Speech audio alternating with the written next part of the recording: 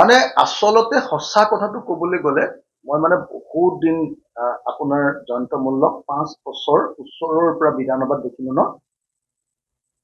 মই ভাবো যে জয়ন্ত মল্লই নকয় কি ছাগলীয়ে নাখায় কি, এই আপ্তবাক্যটোৱেই বোধহয় আটাইতকৈ শুদ্ধ আপ্তবাক্য হ'ব। মই মন্ত্ৰী হিচাপে আৰু মুখ্যমন্ত্ৰী হিচাপে চবকে বিৰোধী দলবিলাকক আমি চবকে পালো নহয়। তাৰ ভিতৰত অসমৰ ইতিহাসৰ এজন অদৰকাৰী মন্ত্ৰীৰ নাম হ'ল জয়ন্ত মল্ল।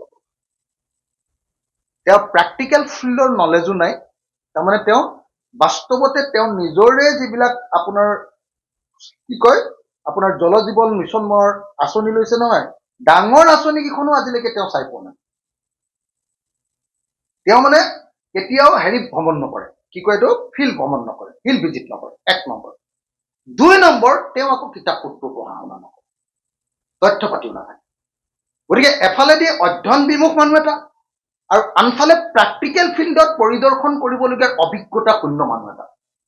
গতিকে সেইকাৰণে আমি মন্ত্ৰীসভাই যেতিয়া বিভিন্ন মন্ত্ৰী, কিছুমান মন্ত্ৰী আমি উত্তৰ দিলে মানে সেইটোত আমি ইম্পৰ্টেঞ্চ দিওঁ, কিন্তু জয়ন্ত মল্লৰ নিচিনা চেল বেলাই থকা মন্ত্ৰীয়ে যি উত্তৰ দিলেও আমি পাত্তাই নিদিওঁ।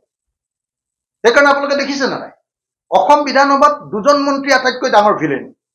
1 নম্বৰ মন্ত্ৰীজনৰ নাম অশোক সিংঘাল আৰু 2 নম্বৰ মন্ত্ৰীজনৰ নাম জয়ন্ত মল্ল বৰুৱা। এই 2জনে ভিলেন, তেওঁলোকৰ কোনো কাম নাই, অকল কমিশ্যন খাবৰ কাৰণে, টকা খাবৰ কাৰণে জয়ন্ত মল্ল আহিছে। আৰু এতিয়া জয়ন্ত মল্লই BTAD হাগ্ৰামা মহিলাৰীৰ লগত লগ লাগি অসমলৈ অহা সকলো বস্তুৰ ওপৰত এতিয়া চিণ্ডিকেট চলাইছে। মই কেটেগৰিকেলি জয়ন্ত মল্ল বৰুৱাক একিউজ কৰিছো, অভিযোগ কৰিছো।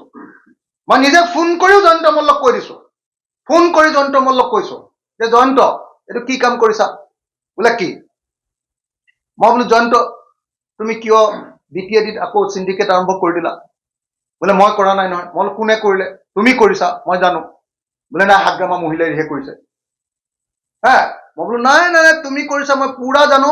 তুমি আমাৰ ইয়াৰ পৰা যোৱা কয়লাৰ ওপৰতো চিণ্ডিকেট কৰিছা, আমাৰ ইয়াৰ পৰা যোৱা আপোনাৰ কি কয় এইটো বিদেশী যিটো কি চুপাৰীৰ ওপৰতো চিণ্ডিকেট কৰিছা।